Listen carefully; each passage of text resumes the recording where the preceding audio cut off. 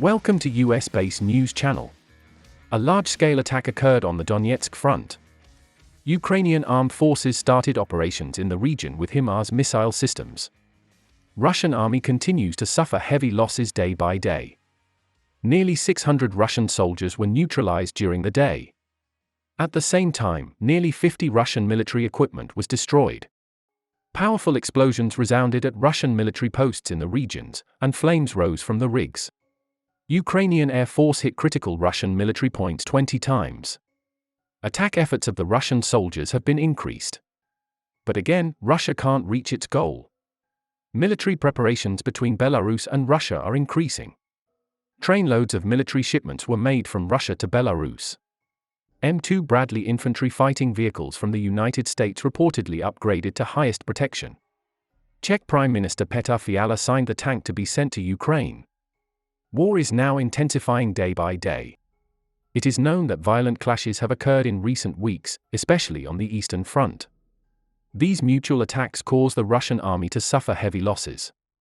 There have been intense clashes on the Donetsk front in recent days. To remind you, the Ukrainian army even carried out record attacks in this region, and the Russian army suffered the heaviest losses on this front.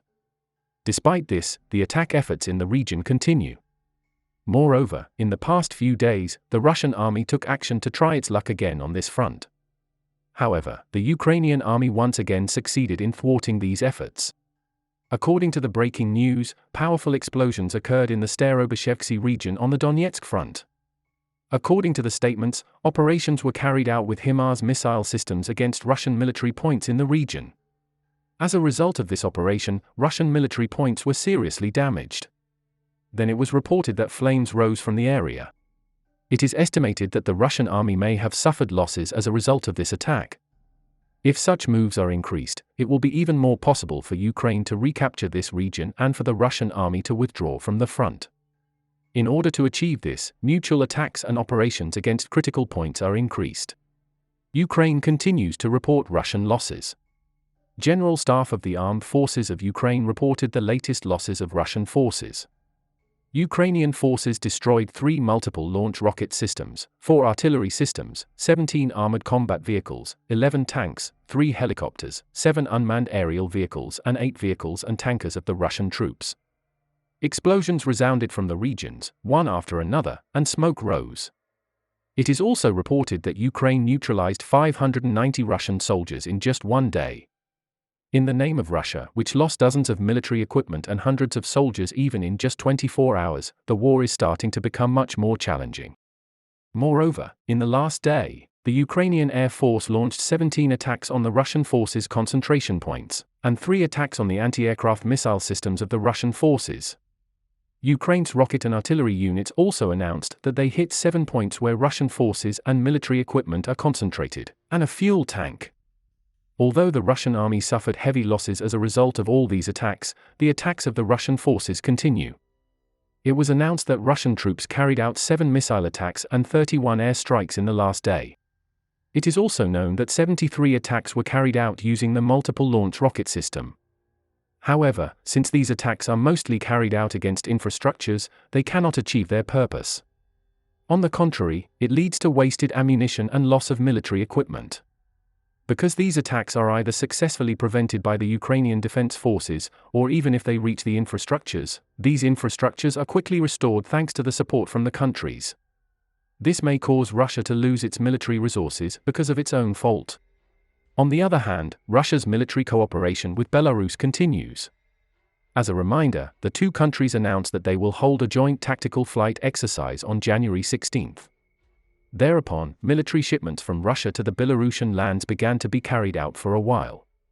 However, it is not yet known whether these moves were planned to carry out an attack on Ukraine via Belarus.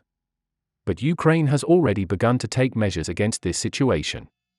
Recently, he started to build a wall on the Belarusian border.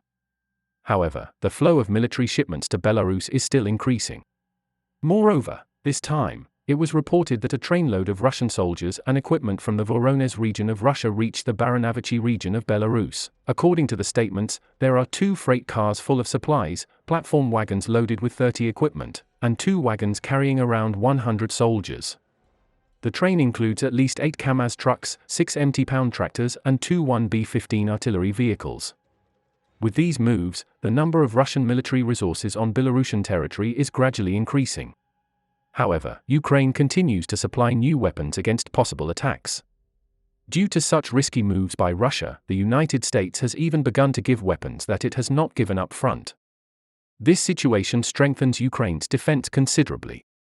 This time, it is reported that the M2 Bradley infantry fighting vehicles, which will be sent to Ukraine, will be the most protected version. Brigadier General Pat Ryder, spokesman for the United States Department of Defense, announced that the safest version of 50 M2 Bradley infantry fighting vehicles sent to Ukraine will be sent. It is known that the combat vehicles to be sent will be the M2A2 Bradley Odds version, which is a specially upgraded version considering the combat used during Operation Desert Storm. It has also been announced how the United States will make arms deliveries. It is estimated that the American M2 Bradley infantry fighting vehicles are currently in Romania, and will begin to be transported to Ukraine in the coming weeks. It is also expected that the second delivery of ammunition from the United States will be transported to Ukraine from another country, most likely Poland. It is estimated that the reason for the transportation of these from other countries is because Russia may launch an attack on such weapons before they reach the front. With these arms deliveries, Ukraine will strengthen the strength of its air defense. This will completely nullify Russia's offensive efforts. In addition, support for Ukraine continues from other countries. A message was written to the tank that will arrive in Ukraine. Czech Prime Minister Petr Fiala signed the T-72 tank to be sent to the Ukrainian army. Petr Fiala stated that he wrote a short message for the Ukrainian forces on the tank that was going to Ukraine. Fiala also emphasized that Ukraine believes that they will be victorious in this war against the attacks of Russian forces. It is known that the inscription on the cannon of the tank wrote to the brave defenders of Ukraine.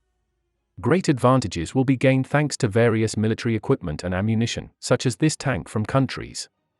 Day by day, thanks to these supports, the Ukrainian army has started to get stronger both in the field of attack and defense.